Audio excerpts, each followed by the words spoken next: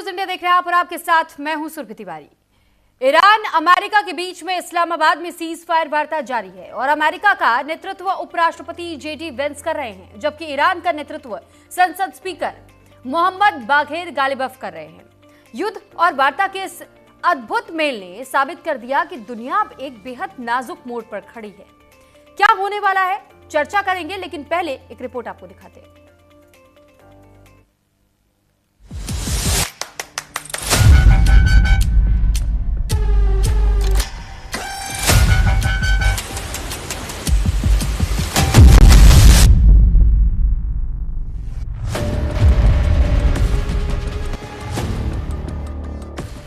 Middle east के महायुद्ध को पूरी तरह खत्म कराने के लिए पूरी दुनिया बेताब है।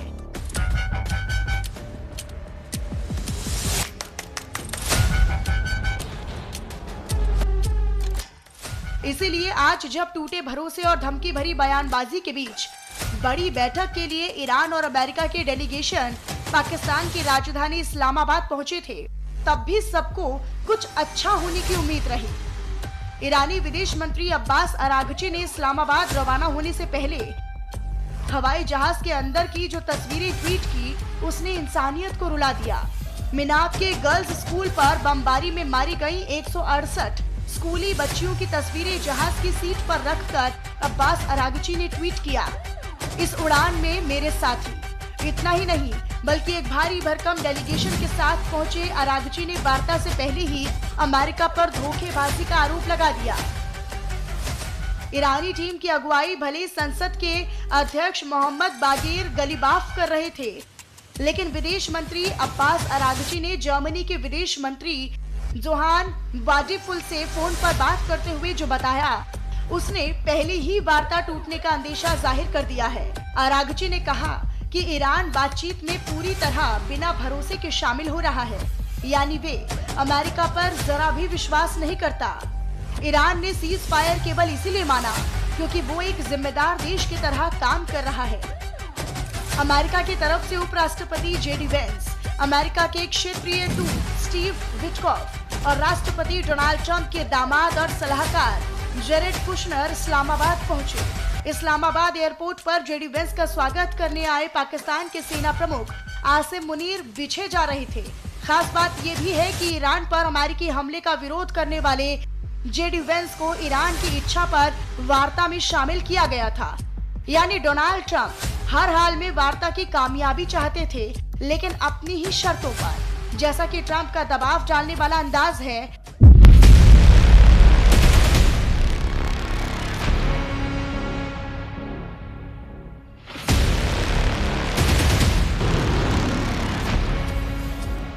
उन्होंने शुरुआत में ही धमकी भरा ट्वीट भी कर दिया। वार्ता के 2 फेज होने हैं।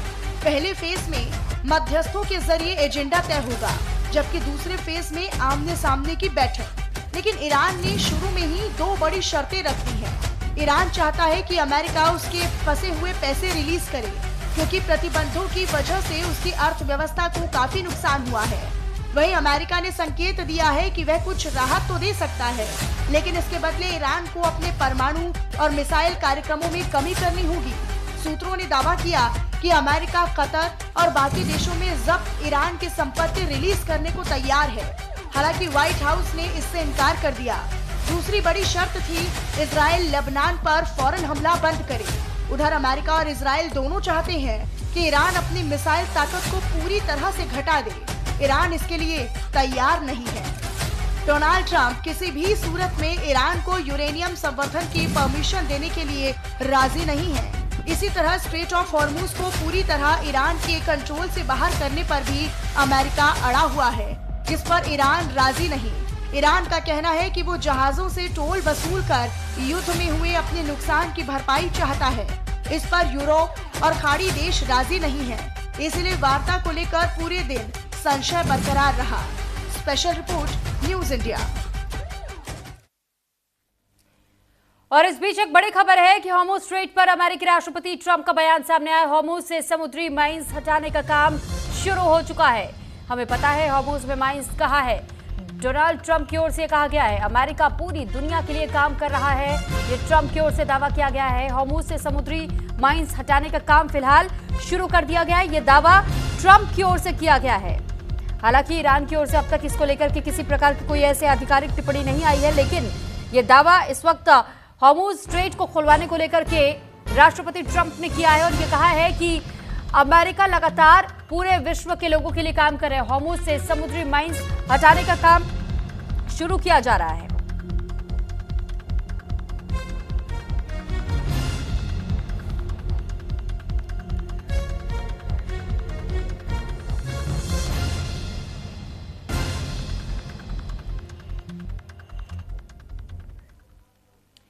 वहीं दूसरी ओर ईरानी मीडिया के हवाले से बड़ी खबर है कि ईरान ने लेबनान में हमला रोकने की शर्त रखी थी।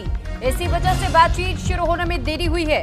तो फिलहाल देखिए, एक तरीके से अलाइज का जिक्र बार बार ईरान की ओर से किया जाता रहा है और इस बार भी इसने लेबनान का मुद्दा उठाया और ये कहा है कि ये जो अब तक हमले हो रहे थे उन हमलों को रोका जाना चाहिए। इसी वजह से बातचीत शुरू होने में देरी हुई है, क्योंकि इसको लेकर शर्त ईरान की ओर से रखी गई थी। तो ये इस वक्त की वॉर ब्रेकिंग हम आपको बता रहे हैं, ईरानी मीडिया के हवाले से बड़ी खबर है और ईरानी मीडिया ने यह दावा किया है कि ईरान की ओर से लेबनान में हमला रोकने की शर्त रखी गई थी।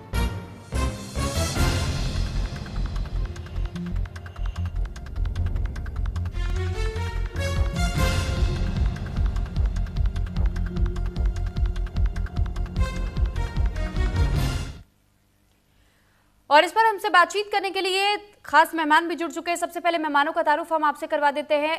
Retired major general Rajan Kochar जी, डिफेंस एक्सपर्ट हमारे साथ जुड़ चुके हैं। श्रुति दास गुप्ता हमारे साथ अंतर्राष्ट्रीय मामलों की जानकार जुड़ चुकी हैं। सईद सज्जाद सफावी जी ईरान से हमारे साथ जुड़ रहे हैं और साथ ही आउन शेराजी सीनियर जर्नलिस्ट हमारे साथ जुड़ चुके हैं पाकिस्तान से।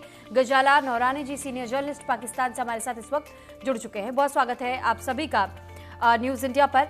और सबसे पहले मैं एक एक करके सभी मेहमानों के पास मैं रुक कर हूं, लेकिन इस बीच मैं राजन सर आपसे सिचुएशन थोड़ा सा समझना चाहूंगी कि सर ये जो इस वक्त हम फॉर्मेट देख रहे हैं, इसे प्रॉक्सिमिटी फॉर्मेट में जो बैठे हुए इस्लामाबाद टॉक्स जिसे नाम दिया जा रहा है, सर ये टेम्पररी ब्रेक थ्रू स्पेस है या फिर वाकई में किसी तरीके से इंडिया के लिए भी कंसर्निंग इशू ये हो सकता है कि जिस तरह अब तक हम उम्मीद लगाए बैठे थे कि अच्छी रणनीति के तहत, लेकिन जब इस्लामाबाद टॉक्स की शुरुआत हुई हमने ये भी देखा कि जेडी वेंस ने पहले क्या दिया कि किसी भी तरीके से हमसे खेलने की कोशिश ना की जाए। हमने पीएम शहबाज शरीफ को सुना, उनकी ओर से ये कह दिया गया ये टॉक शुरू होने के पहले ये मेक और ब्रेक फॉर्मेट पर हो सकता है। तो ऐसी सिचुएशन में इस वक्त इंडिया क्या कंसर्न पोजीशन में है, वो सिर्फ मॉनिटर कर रहा है चीजों को, और क्या वाकई में इसका कोई कंक्लूजन निकलेगा इस बैठक का?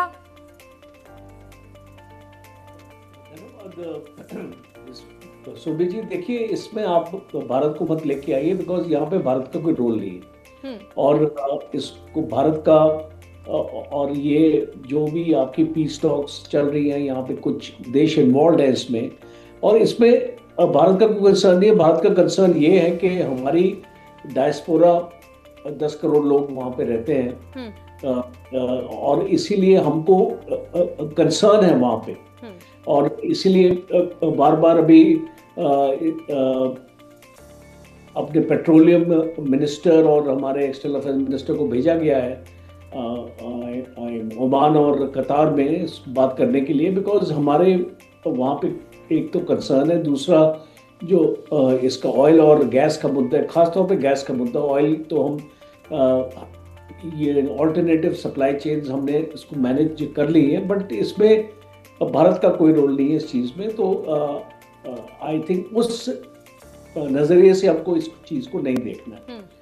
अब इसको मुद्दे पे आ जाते हैं कि इसको इम्पोर्टेंट अभी क्या है कि ये जो टॉक्स हो रही है पाकिस्तान में, जिसको इस्लामाबाद चैप्टर इस्लामाबाद टॉक्स बताया जा रहा है जी। और देखिए मुद्दे इतने पेचीदे हैं और अगर आप इनको एनालाइज करें एक एक करके, बिकॉज इसको आज ईरान ने अपनी कुछ रेड लाइंस लिख के पाकिस्तान के नुमाइंदे को दे दी है, पाकिस्तान का नुमाइंदा इसको जाएगा दूसरे कमरे में, वो बैठे हुए हैं। आपके ईरान जो आपका डेलीगेशन है वो एक कमरे में बैठा हुआ है, और आपका यूएस डेलीगेशन एक कमरे में बैठा हुआ है, और पाकिस्तान एक मैसेंजर की तरह यहाँ से वहाँ से वहाँ अपना जो इनको मैसेजेस अपना कन्वे कर रहा है। तो सबसे इम्पोर्टेंट, अगर आप कोई भी एक डिस्कशन को अगर आप एक लॉजिकल कंक्लूजन तक इसको लेके जाना मांगते हैं, तो सबसे इम्पोर्टेंट है ट्रस्ट। क्या आज की डेट में इजराइल और पाकिस्तान में ट्रस्ट है? ईरान और यूएस में ट्रस्ट है? तो अगर मैं इसका आपको एक सिंपल सा आंसर दे दूं, द आंसर इज नेगेटिव। कोई ट्रस्ट नहीं, कोई भी, बिकॉज इसको negotiation, you as a student of international relations and military history, अगर मैं आपको बताऊं कि जब ट्रस्ट नहीं होता है कोई नेगोशिएशन सक्सेसफुल नहीं हो पाएगी।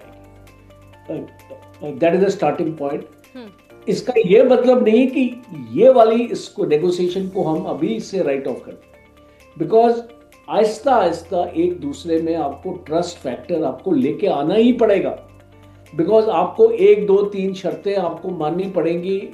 आपको ईरान की और यूएस सैंक्शंस की बात होती है, अनफ्रीजिंग ऑफ अकाउंट्स की होती है, ये सारी चीज़ें जब सामने आएंगी तो आहिस्ता आहिस्ता ईरान में भी ट्रस्ट पैदा होगा। और इसको सुरभि जी, क्या श्योरिटी है कि चौथे दिन ही यूनाइटेड स्टेट्स या इजराइल ईरान के ऊपर हमला कर देंगे? बिकॉज पहले 2 ऐसी सिचुएशंस में हमने देखा, एक बातचीत एक बहुत अच्छी तरीके से चल रही थी जेनेवा में, और उसका समझौता भी हो रहा था। उसके बाद आपका जो हमला हो गया आयतोला को आपने इसको मार दिया वहां पे जी। क्या जस्टिफिकेशन थी उस लड़ाई की, मुझे बताइए कि जब एक दूसरे में अगर एक समझौता हो रहा है तो इसको व्हाट इज द जस्टिफिकेशन? और अभी ये पाकिस्तान को क्यों सिलेक्ट किया, मैं बस अपना एक लास्ट आर्गुमेंट देना चाहता हूँ यहाँ पे। बिकॉज कतार ने मना कर दिया, ओमान ने मना कर दिया, बिकॉज उनके साथ धोखा हुआ है 2 बार 3 बार 4 बार। आप जानते हैं कि उनके लोग इसको मारे भी गए हैं, बिकॉज इजराइल को पता था कहाँ पे मीटिंग हो रही है, और वहीं पे मिसाइल या इसको ड्रोन का उसको अटैक हुआ, लोग मारे गए वहां। तो जब ऐसे इंसिडेंट्स होंगे तो कौन आपके ऊपर ट्रस्ट करेगा? मुझे बताइए, कौन आएगा आपका समझौता कराने के लिए? अब इसके 2 कंटेंडर्स थे खाली, टर्की या पाकिस्तान। अब जो जनरल मुनीर की इक्वेशन है ट्रंप के साथ, obviously it has to be Pakistan. और पाकिस्तान और इजराइल के बीच में क्या रिलेशंस है? अब हमारे यहाँ पे पाकिस्तान के भी पैनलिस्ट है, I want to ask them, do they have diplomatic relations with each other? Embassies है आपके, इसको डिप्लोमेटिक बातचीत होती है एक दूसरे के साथ, तो इजराइल क्यों ट्रस्ट करे आपके ऊपर? तो ये सारे इंपॉर्टेंट मुद्दे होते हैं जब आप एक नेगोशिएटर को इसको लेते हैं, उसको नेगोशिएट कराने के लिए। और अगर आप चाहते हैं कि वो एक सक्सेसफुल आउटकम हो, ट्रस्ट अगर आप में नहीं है तो वो सक्सेसफुल आउटकम नहीं हो पाएगा। बट एटलीस्ट मैं ये बोल सकता हूँ कि शुरुआत है, हमको इसको देखना है, इसको वॉच करना है कि कैसे ये चलते आगे। बिकॉज 2 इम्पॉर्टेंट मुद्दे हैं जो मैं यहाँ पे आउटलाइन करना चाहता हूँ। सबसे पहले है जो आपका हिजबुल्लाह में जो लड़ाई चल रही है, लेबनान में लड़ाई चल रही है, वो लड़ाई, इसको ईरान बोलता है मेरे लिए रेड लाइन है, उसको बंद करो।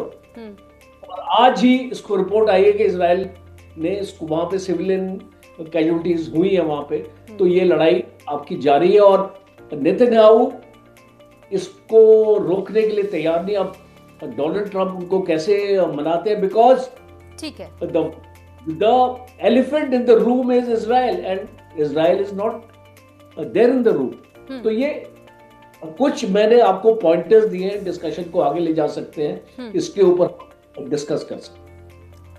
ठीक है सर, लॉटरी में आपके पास। लेकिन इस बीच एक बड़ी खबर भी है कि इजराइल ने हिजबुल्लाह के ठिकानों पर फिलहाल हमला कर दिया है। 24 घंटे में हिजबुल्लाह के 200 ठिकानों पर यह अटैक हुआ है।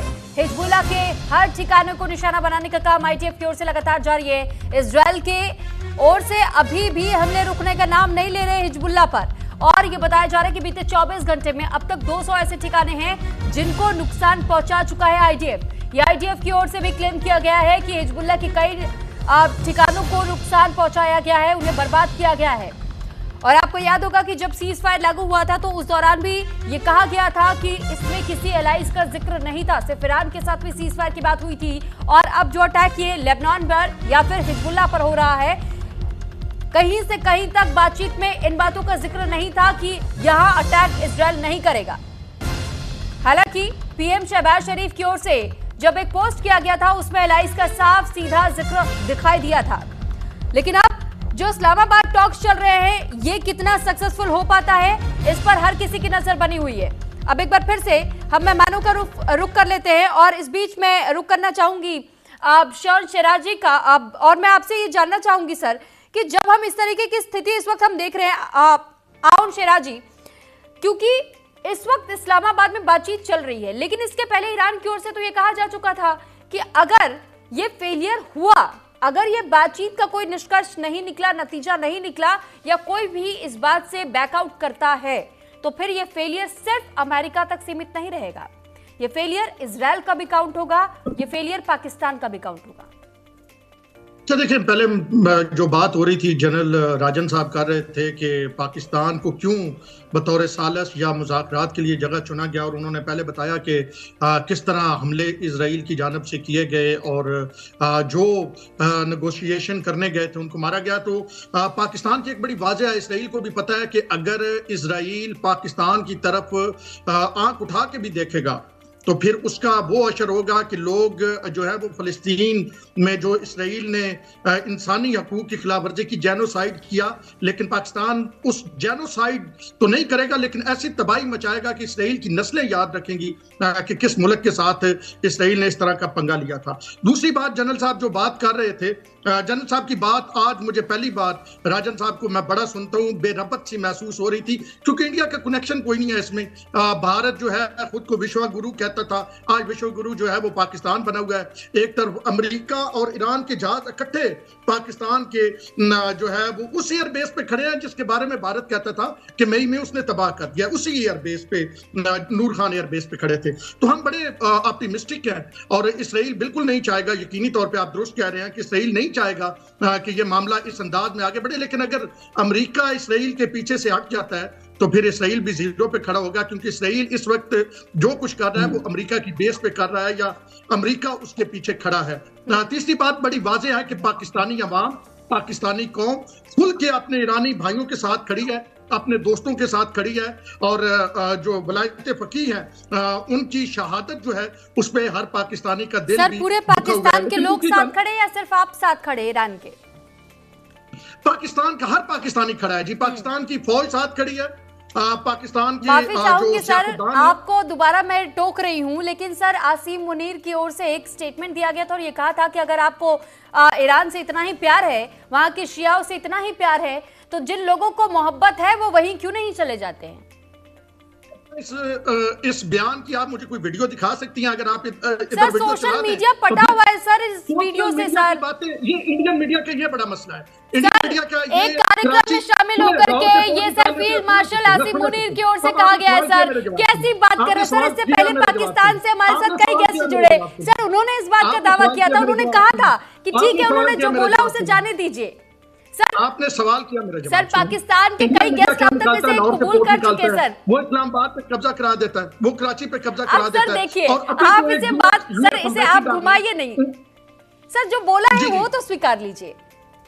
जो मेरी बात तो सुने, मैं आपको वही जवाब देने जा रहा हूँ ना। अब देखिए, श्रुति गुप्ता जो है वो हंस रही है, उन्हें भी आपने मौका देना है, लेकिन दास गुप्ता, मैं ये कह रहा हूँ कि बेसिकली तौर पे पाकिस्तान का आर्मी चीफ, हमने जो आपने वज़ीर-ए-आज़म शहबाज शरीफ का लेटर देखा होगा जो उन्होंने वलायत फ़क़ीह अभी जो है मुज्तबा खामेनाई के नाम लिखा है, पाकिस्तान की अवाम, पाकिस्तान का आर्मी चीफ, पाकिस्तान की फौज, पाकिस्तान के सियासतदान, पाकिस्तान की हुकूमत, पाकिस्तान की अपोजिशन, सब मिलकर इस वक्त ईरान के साथ खड़े हैं। और आपने ये देख लिया है कि जो एक हमने डिप्लोमेटिक जवाब दिया है वो तो आपने देखा होगा कि जब ईरानी वफद आया तो उसको किस अंदाज में वेलकम किया गया, और यूएस के वफद को। तो ये बड़ी वाज़ेह चीज है कि पाकिस्तान इस वक्त विश्व गुरु है। आप माने या ना माने, आप इस वक्त कार्नर हो चुके हैं। दुनिया का कोई मुल्क जो है, और जनरल साहब ने सही माना है, जनरल साहब ने एक्सेप्ट इसे किया है, कन्फेस किया है कि भारत का इससे लेना देना कुछ नहीं है।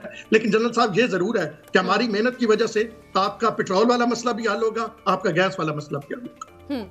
ठीक है, मैं आपके पास लौटूंगी। राजन सर कुछ इस बीच कहना चाह रहे सर, जल्दी से, क्योंकि मुझे बाकी मेहमानों का भी रुख करना है सर। पाकिस्तान में पेट्रोल की कीमत 45% बढ़ गई है और काफ़ी राशनिंग हो रही है, काफ़ी कुछ हो रहा है।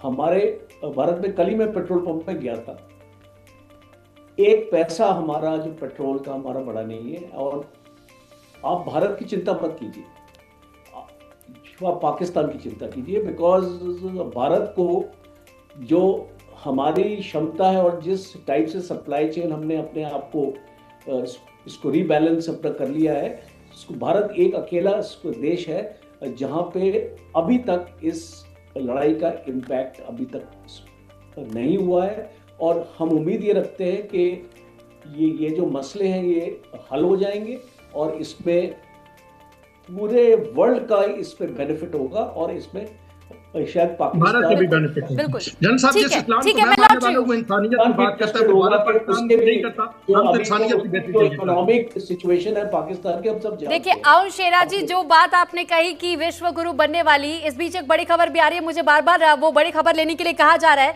लेकिन मैं जरूर याद दिलाना चाहूंगी आउन शेरा जी आपको कि जिस तरीके की बात आपने कही है सर, मुझे इससे मिर्जा गालिब का एक शेर जरूर याद आ जाता है और उस पर मैं लौटूंगी। लेकिन पहले एक बड़ी खबर बता दूं कि अमेरिका ईरान बातचीत को लेकर की ये खबर है। अभी तक अच्छे माहौल में बातचीत जारी है, सूत्रों के हिसाब से ये जानकारी सामने आ रही है। डिनर के बाद भी बातचीत जारी रहेगी, तो बातचीत जारी रहने का भी दावा किया जा रहा है और अब तक भी जो बातचीत हो रही है बहुत अच्छे स्तर पर बातचीत चल रही है। ये वाकई में काबिले तारीफ है और इसमें कोई दो राय नहीं है कि अगर इस तरीके की बातचीत होती है, सीज फायर लागू हो जाता है, तो ये बेहतरीन साबित हो सकता है।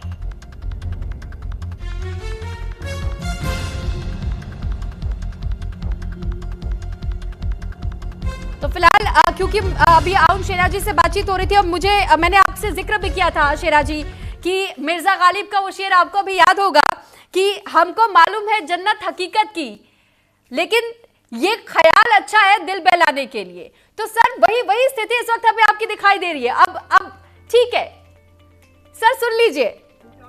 नहीं रही थी, मैंने कहा मैं सुना देता हूँ क्योंकि मुझे पता है कि आपको अदब से बड़ी लगाव है, लेकिन गालिब अक्सर मुश्किल शेर लिखते हैं, इस वजह से शायद वो लफ्ज ऊपर नीचे होते जी। कोई ऊपर नीचे। ठीक है सर मैं आ जाऊंगी अब आपके पास।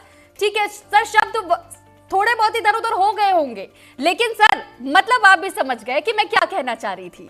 अब श्रुति दास गुप्ता जी भी है और उसके अलावा बाकी के मेहमान भी, मैं उनका भी एक करके मैं रुक कर लूं। सर ठीक है, फिर खुद कह रही हैं कि चलें आपकी मर्जी जी। गजाला नरूनी जी भी हमारे साथ इस वक्त जुड़ी, नौरीन जी हमारे साथ जुड़ी हुई है, माफ कीजिएगा। मैम मैं आपसे जानना चाहूंगी कि इस वक्त जो स्थिति हम देख रहे हैं, ग्राउंड सिचुएशन वहां पर क्या है, क्योंकि हम तो ये देख रहे हैं कि रेड जोन लॉकडाउन है, एम्प्टी स्ट्रीट्स दिखाई दे रही है, लेकिन मैम क्या किस तरीके से फायदा इस वक्त पाकिस्तान को होता हुआ वहां दिखाई दे रहा है? और जो पेट्रोल के प्राइसेस में हमने हाइक देखा, जो जिस तरीके से अब तक हमने वहां की इकोनॉमी देखी, लोगों को परेशान देखा, क्या कोई बेनिफिट आम जनता को मिल रहा है इस वक्त? देखिए, सबसे पहले तो आपकी एक गलतफहमी दूर करना चाहूंगी। आपने कहा इस्लामाबाद लॉक्ड है। मैं आज ही क्वेटा से इस्लामाबाद पहुंची हूं। क्वेटा हमारे बलोचिस्तान का एक शहर है, आप जानती होंगी।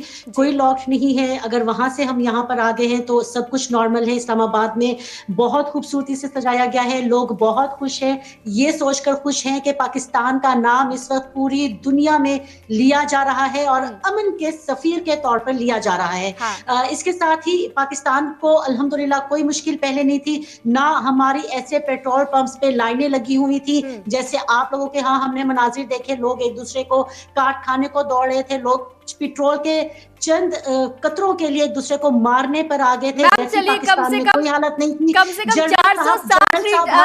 460 रुपए प्रति लीटर हमें नहीं चुकाना पड़ रहा था तेल लेने के लिए। जनरल साहब के लिए एक बात कहना चाहूंगी। जनरल साहब कह रहे थे कि क्या इजराइल जनरल साहब, आपने सर बड़ी अच्छी बात की थी, आपकी बात का जवाब देना चाहूंगी। आपने कहा था कि क्या इस्राइल पाकिस्तान पर एतमाद कर रहा है या करेगा, हमें इस्राइल एतमाद करे या ना करे। बहुत पहले एक फिक्रा मैंने सुना था, यहूद और हनूद का गठजोड़ और साजिश। आपको समझ आ गई होगी, यहूद से मुराद ज्यूज हैं और हनूद से मुराद हमारे इंडियंस के वो साथी हैं कि जो कि दुनिया में अमन नहीं देखना चाहते। वो वहां पर इस गजा में जेनोसाइड कर रहा है। आप लोग भारत में मौजूद मुसलमानों का जेनोसाइड करते हैं। आप लोग मणिपुर में मौजूद हर उस अकलियत का जेनोसाइड करते हैं कि जो बलूचिस्तान की भी बात कर लीजिए फिर। बलूचिस्तान की भी बात कर लीजिए फिर। आप लोगों का बलूचिस्तान तो आपके क्षेत्र में आता है मैम, पाकिस्तान का एक प्रांत है मैम। समझ आ रही है, पाकिस्तान की भी बात कर लीजिए। हम आपके दुख और गम में जनरल साहब बराबर के शरीक हैं, लेकिन ये याद रखिए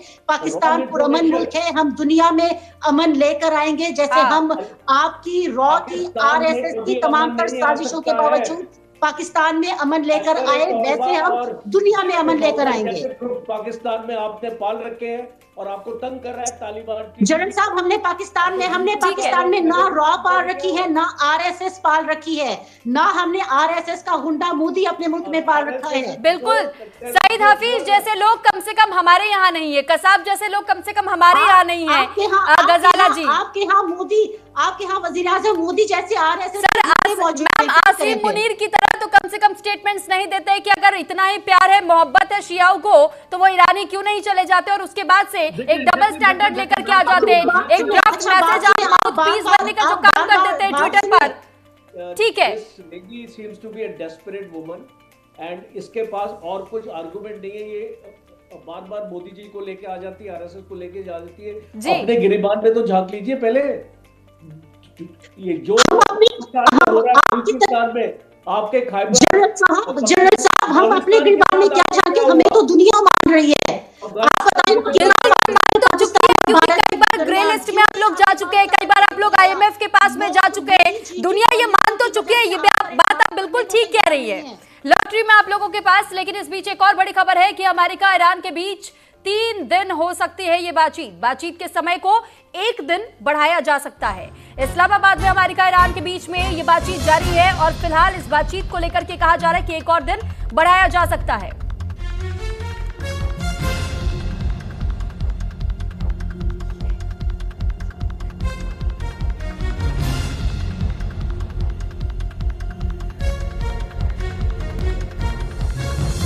और अब एक बार फिर से मेहमानों का हम रुख कर लेते हैं। शहीद सज्जाद सफावी जी हमारे साथ इस वक्त जुड़े हुए ईरान से। सर, बहुत स्वागत है आपका। और इस वक्त ईरान का पर्सपेक्टिव भी थोड़ा सा हम समझना जरूर चाहेंगे, क्योंकि जब हम ये देख रहे हैं सर, भरोसे की बात हो रही है, बात इसकी भी हो रही है मेक या ब्रेक। ये भी कहा जा रहा है, वार्निंग्स दिए जा रहे हैं कि डोंट प्ले विद अस। और आप लोग भी सर ये मान रहे हैं कि अगर ये फेलियर साबित हुआ तो ये किसी एक देश का नहीं होगा, लेकिन अमेरिका को भी इसमें जिम्मेदारी लेनी होगी और पाकिस्तान को भी। इस वक्त सर ईरान की जनता, ईरान की सरकार वाकई क्या चाह रही है? इस टॉक से क्या कंक्लूजन आप लोग डिमांड कर रहे हैं? ये बिस्मिल्लाहिर्रहमानिर्रहीम। सबसे पहले तो शुक्रिया आपका आमंत्रित करने का, और आपकी खिदमत में और जितने भी पैनलिस्ट हैं उनकी खिदमत में आदाब अर्ज करते हैं। देखिए, अभी तक जो हमारी बातें हमने सुनी हैं तमाम पैनलिस्ट की, तो मुझे तो ऐसे लग रहा है कि यहाँ पर इंडिया और पाकिस्तान की जंग शुरू हो गई है। तो अमेरिका और ईरान की जो जंग है उस पर गुफ्तगू करने के बजाय, और जो इस वक्त नेगोशिएशन इस्लामाबाद में हो रहा है उस पर नेगोशिएशन करने के बजाय, हम इंडिया और पाकिस्तान के जो यहाँ पर पैनलिस्ट हैं वो एक दूसरे को ही निशाना बना रहे हैं। तो कम से कम जो यहाँ पर हम जिस टॉपिक पर बात करने के लिए आए हैं, तो बात उसी तक महदूद रहे तो बेहतर है। तो जाहिर है कि यहाँ पर हम हिंदुस्तान और पाकिस्तान के इन मसाइल को हल नहीं कर सकते हैं। ये डिप्लोमेसी के मसाइल हैं, ये पॉलिटिशियंस आपस में बैठकर बात कर सकते हैं, तो उन्हीं को बात करने दीजिए। यहाँ पर एक जर्नलिस्ट की तरह या पैनलिस्ट की तरह ही अगर बात हो तो ज्यादा बेहतर है, तब जाकर कुछ बात हो सकती है। तो इस तरह के माहौल में मुझे नहीं लगता है कि हम कोई ऐसी बात कर सकते हैं कि जिसका कोई रिजल्ट है। मैं अब असली बात की तरफ आता हूँ।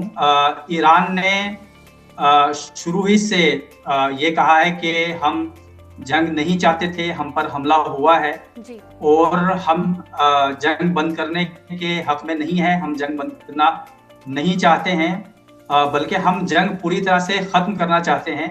और वो भी अमेरिका की कंडीशन के साथ नहीं, बल्कि हम अपनी कंडीशंस के साथ इस जंग को खत्म करेंगे।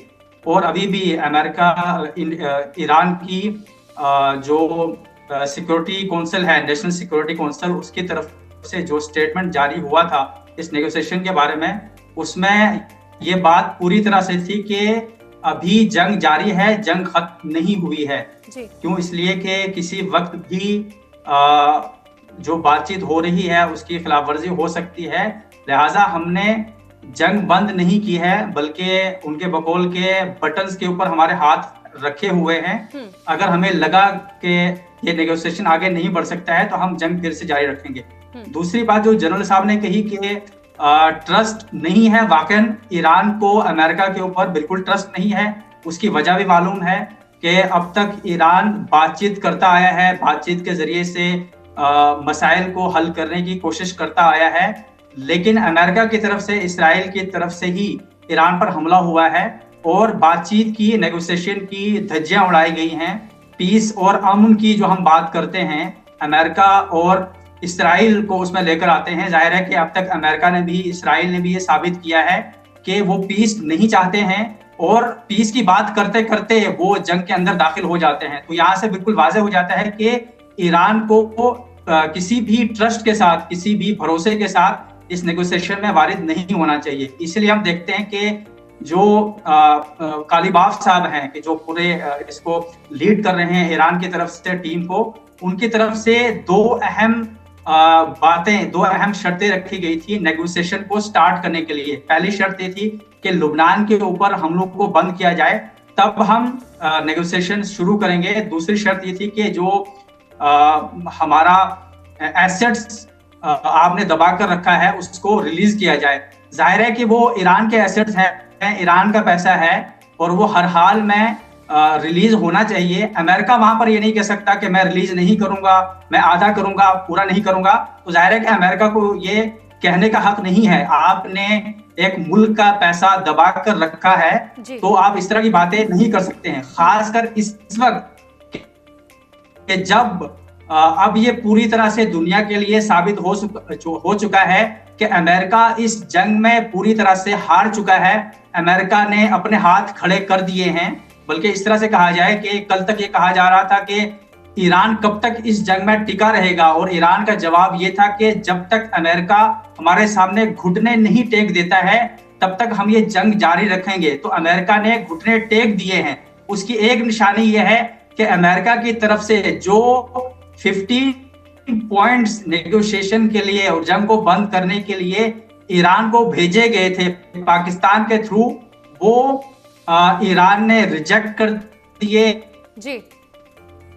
ईरान ने वापस कर दिए कि इन पर बात नहीं हो सकती। जो 10 पॉइंट प्रपोजल भेजा है पाकिस्तान के थ्रू अमेरिका के लिए, उस पर बातचीत के लिए अमेरिका राजी हुआ है और अब इस वक्त बातचीत हम देख रहे हैं कि शुरू हो चुकी है। लेकिन जाहिर है कि जैसा कि जनरल साहब ने भी कहा कि ये बहुत कॉम्प्लिकेटेड है, बहुत ही पेचीदा, किसी सही रिजल्ट की तरफ हमें लेकर जाएगी। क्या वाकई इसके जरिए से पीस आएगा? क्या वाकई अमेरिका और ईरान के बीच बातचीत पूरी हो पाएगी?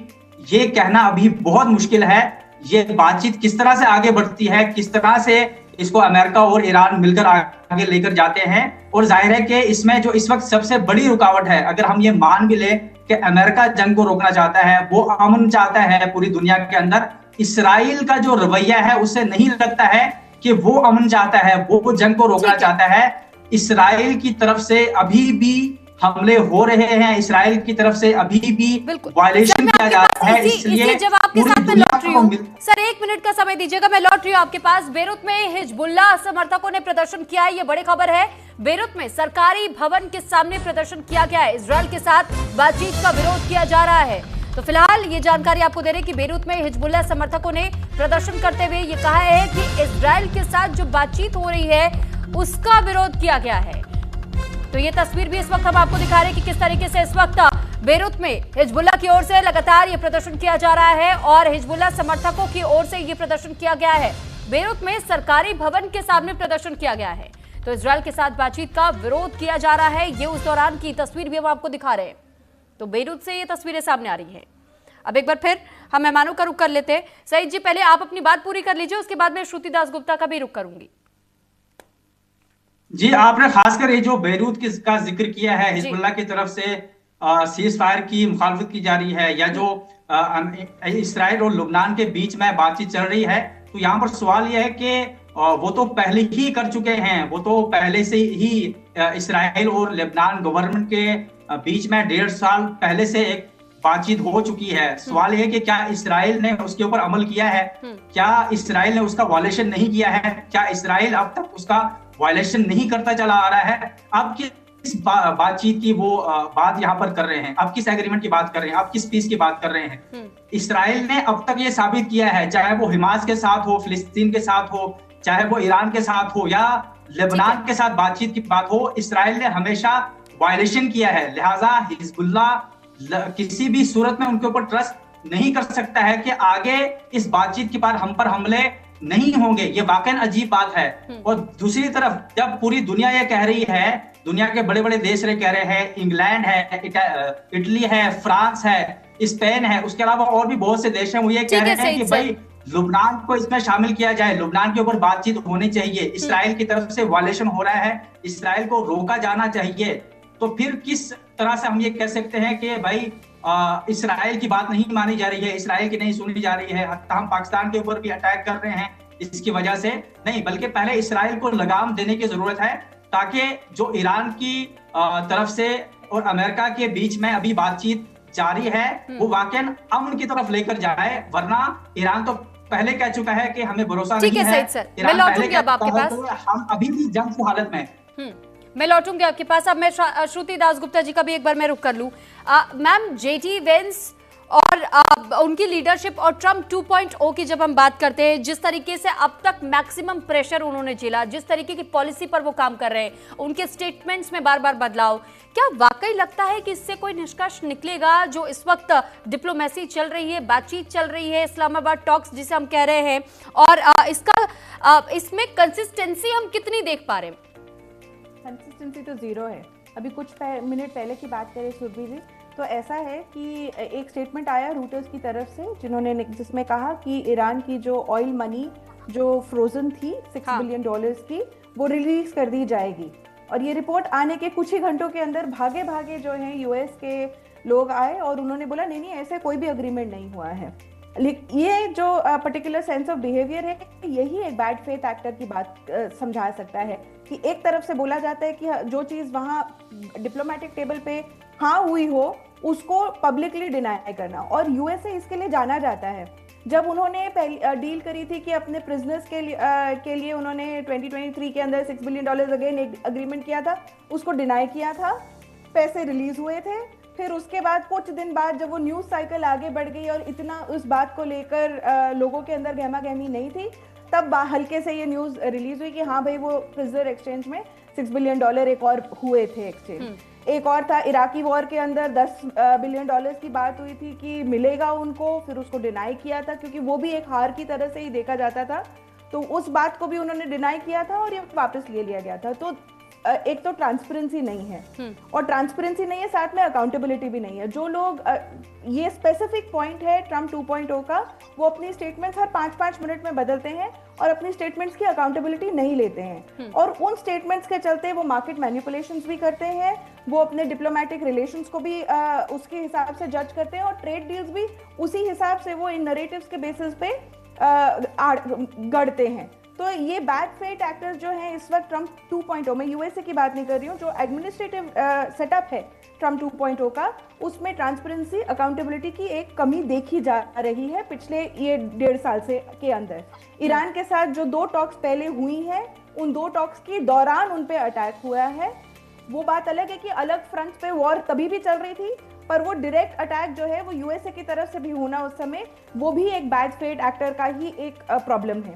तो ये और साथ में इस वक्त हमारी जो न्यूज़ जो पढ़ रहे हैं हम, उसमें ये आ रहा है कि 82nd जो एयरबॉर्न है वो ऑलरेडी वहाँ रीच कर रही है विदिन 1 डे, वहाँ पे आपके जो सी ऑफ ओमान के पास में। तो अब जब आप इतना मिलिट्री पोजीशनिंग भी कर रहे हैं, स्टेटमेंट डिनाई भी कर रहे हैं, साथ में वहाँ बैठ के बात करने की भी बात कर रहे हैं, हमारे ईरान के जो एनालिस्ट हैं उन्होंने बोला कि 10 पॉइंट पीस पे बात करने आ रहे हैं। ये स्टेटमेंट जरूर तभी भी आई थी। इमीडिएटली कैरोलिन लिविट ने वहां से डिनाई कर दिया, नहीं हम तो सिर्फ 15 पीस पॉइंट पे बात करने वाले हैं। 10 पॉइंट वाला जो ईरान की तरफ से है उसको तो हमने देखकर डस्टबिन में डाल दिया।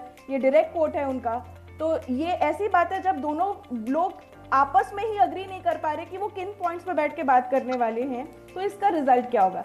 तो मेरे हिसाब से इस्लामाबाद में जो ये टॉक्स हो रही हैं, ये एक इमरजेंसी डी एस्केलेशन है, क्योंकि वो एक इस पॉइंट पे आ गया था कि जब यूएसए ने डिक्लेयर कर दिया था कि हम कारपेट बॉम्बिंग करके ईरान को खत्म कर देंगे, और ईरान ने बोला था हम हर वार का मुंह तोड़ जवाब देंगे। और मुंह तोड़ जवाब सिर्फ इजराइल की तरफ नहीं जाएगा, बाकी जो इनडायरेक्टली इस वॉर में इन्वॉल्व हुए हैं, बाकी जो खाड़ी के देश है, उन पे भी आएगा ये। तो ये जब इस तरह का मतलब मरने मराने वाला स्कॉच टर्स्ट फिनोमेना जो इनकी चल रही है, उसके अंदर अगर होगा तो कितना नुकसान होगा, उसके चलते डी एस्केलेशन पैनल दिया गया है ये।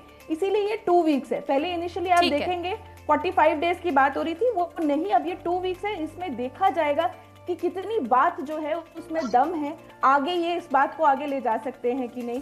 पर इस वक्त अब वो 2 से 3 दिन जा रहे हैं, तो ये इंडिकेशन आना कि हो सकता है इनके पास कॉमनैलिटी आ गई हो कुछ कुछ पॉइंट्स के अंदर। इसीलिए ये 2 से दिन की टॉक अब 3 दिन की टॉक होने वाली है। तो हो सकता है इसके चलते शायद 1-2 पॉइंट तो ऐसे मिल जाएंगे इन लोगों को कि जिससे ये वॉर जो है एटलीस्ट डी एस्केलेट हो जाए। मे बी अलग स्कर्मिशेस चलती रहे इंडिविजुअल लेवल पे, पर जिस लेवल पे वो इस वक्त आके रुकी थी वो एटलीस्ट खत्म हो जाए। ठीक है, लॉटरी में आप सभी के पास आउन शेराजी में 1 मिनट में बस आपके पास आ रही हूँ सर। एक बड़ी खबर है, पहले दर्शकों को ये खबर बता दें कि लेबनान के पीएम अमेरिका नहीं जाएंगे। लेबनान के पीएम ने वॉशिंगटन यात्रा स्थगित कर दी है। विरोध के बाद से वॉशिंगटन यात्रा को स्थगित किया गया है। ये बड़ी खबर इस वक्त आपको बता रहे हैं, और बताया ये जा रहा है कि लेबनान के पीएम अमेरिका का रुख नहीं करेंगे। लेबनान के पीएम ने वॉशिंगटन यात्रा स्थगित कर दी है। एक बार फिर मेहमानों का हम रुख कर लेते हैं। और आउन शेराजी, क्योंकि अभी आप अपनी बात रख रहे थे, आप अपनी बात पूरी कर लीजिएगा, लेकिन सर एक सवाल ये भी है कि बार बार ये सवाल हर कोई पूछ रहा है और जानना चाह रहा है कि ट्रंप को मना पाना इतना आसान नहीं है, और अगर वो मान भी जाते तो उनके स्टेटमेंट्स बार बार बदल जाते हैं। कितनी उम्मीद इस वक्त आप लोग लगाए बैठे हैं कि जो बातचीत चल रही है वो पूरी तरह सक्सेसफुल हो जाएगी, वो पूरी जिम्मेदारी के साथ में आप भी ये कहेंगे कि हाँ हमने इसे विक्ट्री के तौर पर हम देख रहे हैं और इसे हमने संभव कर दिखाया, क्योंकि ट्रंप पर भरोसा कर पाना कई देशों के लिए मुश्किल हो चुका है। अच्छा देखिए, सबसे पहले तो मैं आपको ग्राउंड जीरो से खबर दे दूं कि ईरान और अमेरिका के माबैन जो बराह रास्त मुज़ाकरात थे, उनका पहला राउंड जो है वो मुकम्मल हो चुका है। बराह रास्त मुज़ाकरात की मैं बात बता रहा हूं, उसमें पाकिस्तान की सालसी में फ़रीक़ैन ने साजगार माहौल में बातचीत की है। फ़रीक़ैन ने पाकिस्तान की कौमी और अस्करी क़यादत की सालसी और सौरतकारी को सराहा है। फ़रीक़ैन ने एक दूसरे से बुनियादी नुकात पर गुफ्तगू की है और वक्फे के बाद दोबारा बातचीत शुरू होगी। ये तो मैं आपको ग्राउंड जीरो से इतला दे दूँ इस्लामाबाद से कि इस वक्त यहाँ पे क्या सूरत हाल है। वक्फा हुआ है, टाक पहले इसका मुकम्मल राउंड हुआ है और साजगार माहौल में हुआ है। तो ये एक आपके लिए, मेरे लिए और दुनिया भर में जो अमन के साथ मोहब्बत करने वाले हैं उनके लिए एक अच्छी खबर है, और इंसानियत के लिए एक अच्छी खबर है कि वो 2 ममालिक जो एक दूसरे के साथ जंग लड़ रहे थे उनको अगर पाकिस्तान ने बिठाया है तो उसके बाद ये दोनों ममालिक अब साजगार माहौल में बात कर रहे हैं। तो फेस वैल्यू पे जो चीज़ें मुझे सफारती ज़राए से या दीगर मामलात में पता चल रही है उनके मुताबिक अभी चीजें साजगार माहौल में बढ़ रही है। अच्छा, जो आप वो एक खबर का हवाला दे रही थी और फिर कह रही थी कि फौरी तौर पे भारत उसकी तरफ से अमेरिकी हुकूमत की जानब से उसकी तरदीद की गई, तो ये मैं वाज़ेह करता चलूं कि ये तय हुआ था, इन मुज़ाकरात से कबल ये तय हुआ था कि कोई भी ज़राए से या कोई भी इसकी खबर लीक नहीं करेगा। तो जो भी खबर आ रही है, जो उस वक्त खबर आई थी अभी मुज़ाकरात शुरू नहीं हुए थे तो रॉयटर ने वो खबर दे दी थी। तो ये जो कुछ भी आएगा मुश्तरका तौर पर आएगा। मुश्तरका जो फैसला होगा वो या तीनों फ़रीक़ैन, खास करके सालिस जो चाहेगा वो खबर जो है वो मीडिया के सामने आएगी, क्योंकि ये तय कर लिया गया था कि इससे गलतफहमियां जो है वो जन्म लेती है। अब एक और चीज जो पाकिस्तान के हवाले से कहा जा रहा है कि ट्रंप पे कितना एतबार है, तो पाकिस्तान तो जी दुनिया की बेहतरी के लिए कर रहा है। पाकिस्तान तो पीस को एक मौका देने के लिए कर रहा है। एक हमारा हमसाया है, एक वर्ल्ड ताकत है, उसके साथ भी हमारे अच्छे ताल्लुकात हैं, यहाँ पे भी अच्छे ताल्लुकात हैं। हम ये दुनिया में नहीं कहते माई बेस्ट फ्रेंड, लेकिन हम ये जरूर कहते हैं कि ट्रंप के साथ हमारे ताल्लुकात अच्छे हैं। अब ट्रंप पे एतमाद की बात है, तो एतमाद की बात है कि उनका नायब सदर यहाँ पे मौजूद है। जब बहुत सारे होस्टाइल मीडिया जो था वो ये कह रहा था कि JD Vance तो पाकिस्तान आएंगे नहीं, अगर उनके नायब सदर यहाँ पे हैं तो बड़ी संजीदा गुफ्तगू हो रही है। और दूसरी जानब मुझे पता है कि कुछ हुक्मरान ऐसे भी हैं जो इस वक्त भी टिक टाके बना रहे होंगे, तो उनको टिक टाके मुबारक और हमारे हुक्मरानों को मुबारक कि वो दुनिया का अमन जो है उसके लिए मेहनत और काम कर। सर चलिए हम भी उम्मीद करेंगे कि वाकई जो इस्लामाबाद में इस वक्त ये बातचीत चल रही है वो सक्सेस हो जाए सर, और अमन वो पीस कायम हो जाए पूरे विश्व भर में। मैं राजन सर आपका रुख कर रही हूँ और सर ये समझना चाहूंगी कि सर जब हम ईरानियन डेलीगेशन के जेट स्क्वाड से मिलिट्री ऑप्टिक्स क्या दिखाई देती हैं, और क्या ये वाकई डी एस्केलेशन दिखाई देता है या दोनों तरफ से शो ऑफ स्ट्रेंथ है सर?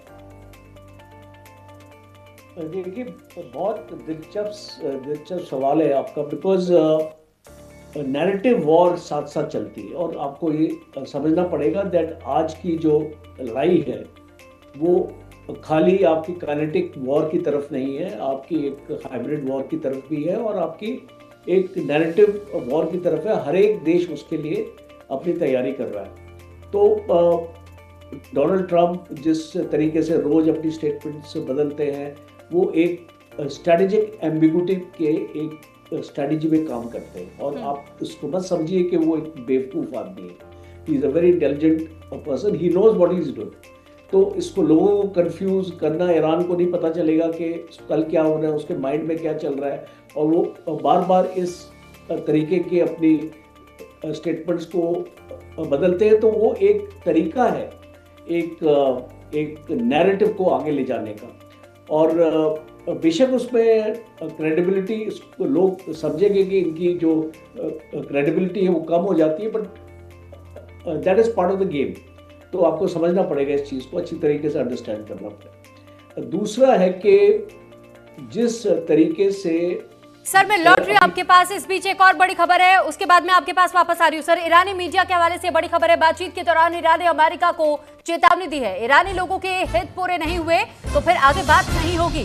ईरानी मीडिया के हवाले से खबर आपको बता रहे हैं, और ये दावा किया गया ईरानी मीडिया की ओर से, कहा जा रहा है कि अगर बातचीत के दौरान ईरान ने अमेरिका को यह चेतावनी दी है कि अगर बातचीत पूरी तरह सफल नहीं रही है, ईरानी लोगों के हित उसमें पूरे नहीं होते हुए दिखाई देते, जो शर्तें रखी जा रही है उस पर ईरानी लोगों का हित नहीं अगर साधा जाता है तो फिर ये बात आगे नहीं बढ़ेगी। एक बार फिर हम मेहमानों के पास रुक कर रहे हैं, और राजन सर आप अपनी बात पहले पूरी कर लीजिए।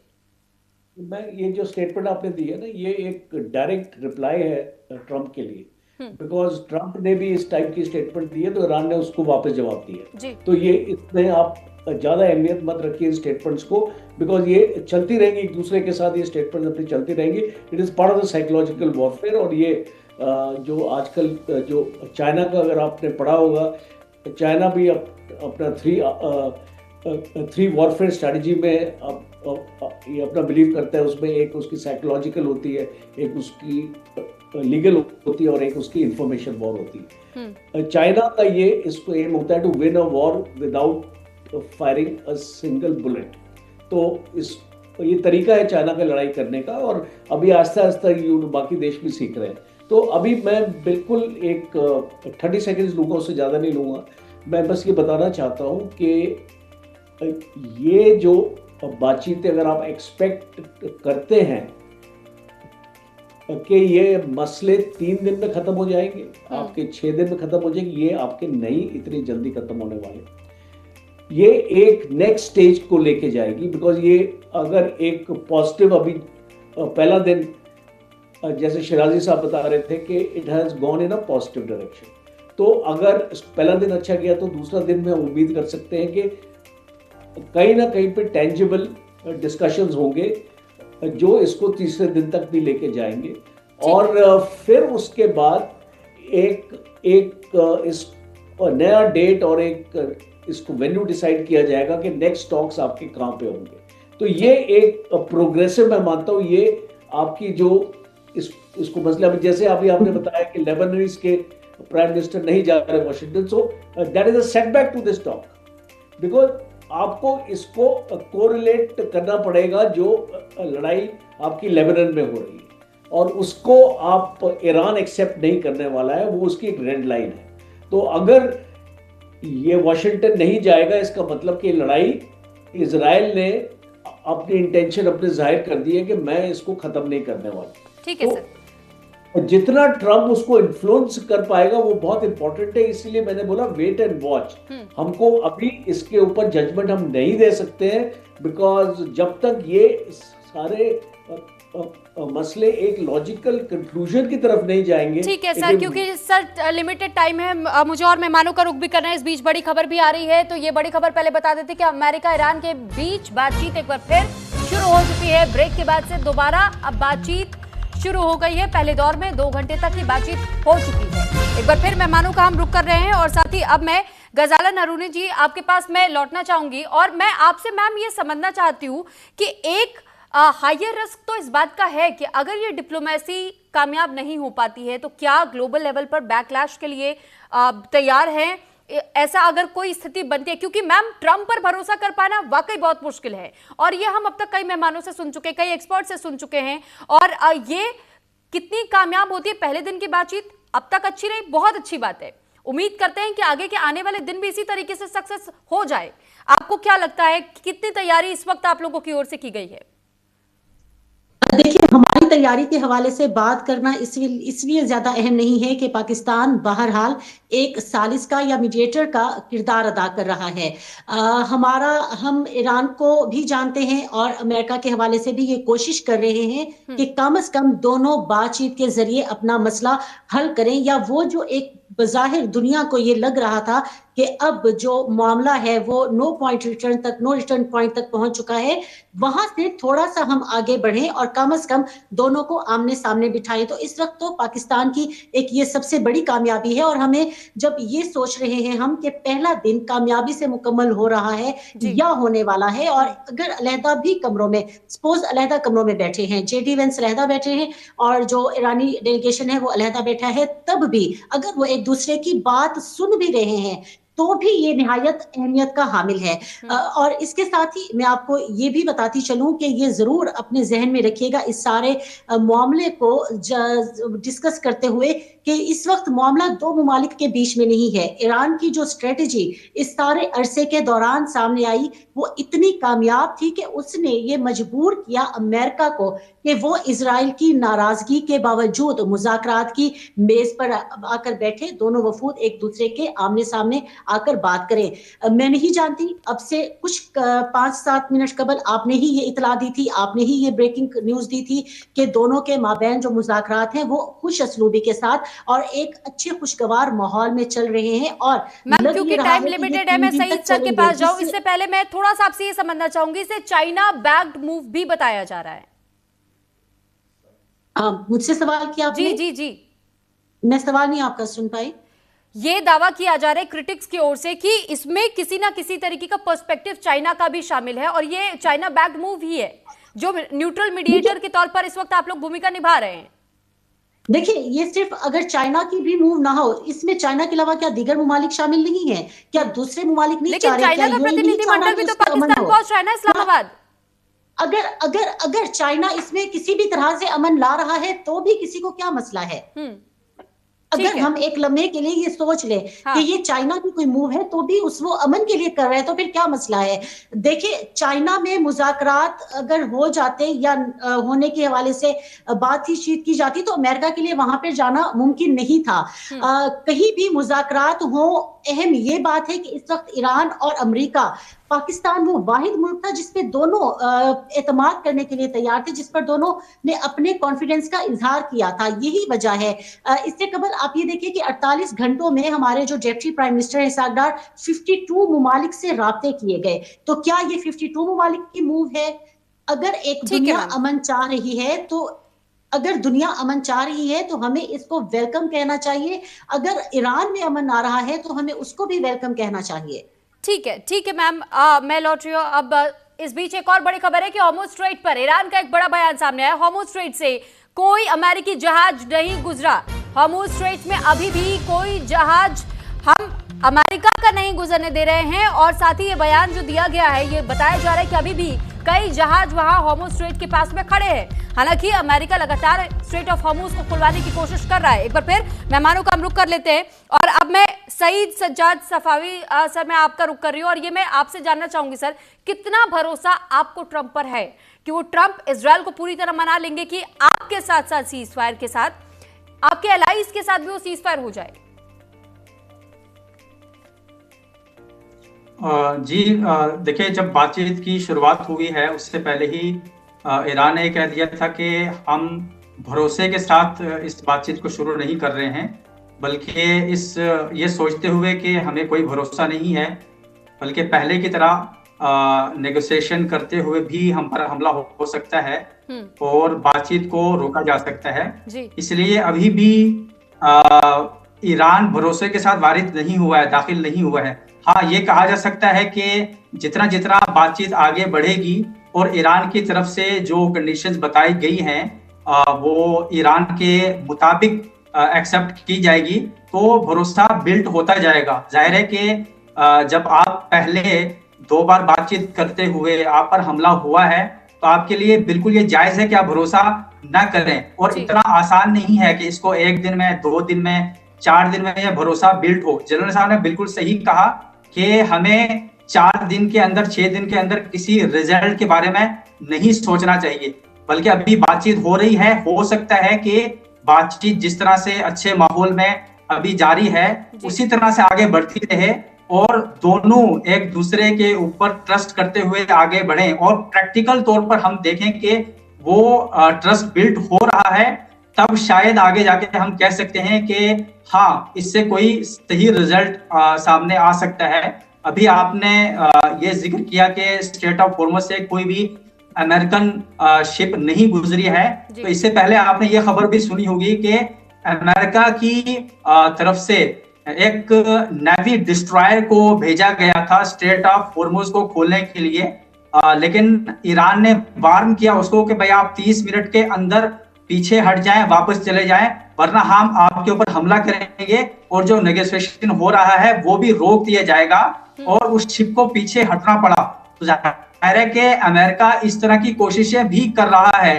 दूसरी तरफ से जो नेगोशिएशन हो रहा है उसके खिलाफ भी बयान दे रहा है।